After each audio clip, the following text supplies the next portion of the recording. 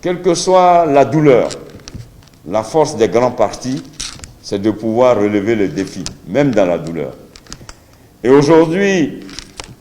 après avoir donc tenu son conseil politique, après avoir analysé la situation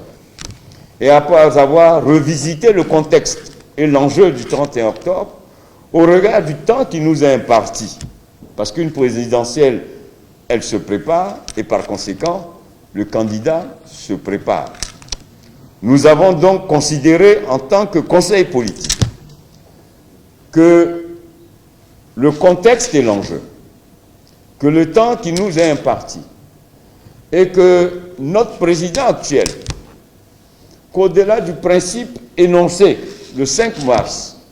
au-delà des valeurs qu'il incarne par rapport à l'engagement qu'il a pris, mais que pour nous et pour les Ivoiriens, il y a des moments aussi où le devoir l'emporte sur les principes. Parce que le devoir obéit à des attentes, à des situations exceptionnelles. Et pour éviter que le doute s'installe dans l'esprit de tous les Ivoiriens, et même de la communauté internationale, même de vous, pour éviter qu'après 10 ans de stabilité et de performance économique, que notre pays s'engage dans la voie de l'inconnu, après qu'on soit sorti du tunnel des crises à répétition, nous avons pensé qu'il était bon de solliciter à nouveau notre président. Moment difficile pour lui, parce que le connaissant, nous engager dans cette voie, c'est à la limite violer sa conscience. Mais on a considéré aussi, entre la souffrance qui se profile à l'horizon, entre les risques d'instabilité qui se profilent, entre la remise en cause des fondamentaux économiques qu'il a réalisés pendant ces 10 années et violer son principe,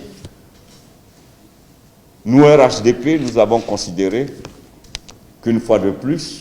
comme en 1990, lorsqu'il fut appelé au chevet de notre pays pour sauver notre pays, nous avons encore demandé à notre président de faire un nouveau sacrifice. Et le Conseil politique, dans sa résolution, a donc décidé que le président Alassane Ouattara soit notre candidat. Voilà, messieurs les ambassadeurs et ambassadrices, ce que le RHDP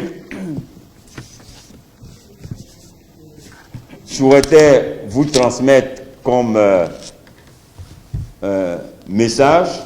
et vous rassurer que la Constitution étant une nouvelle Constitution, au plan juridique,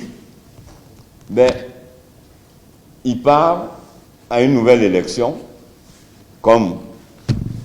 ceux qui vont y aller aussi.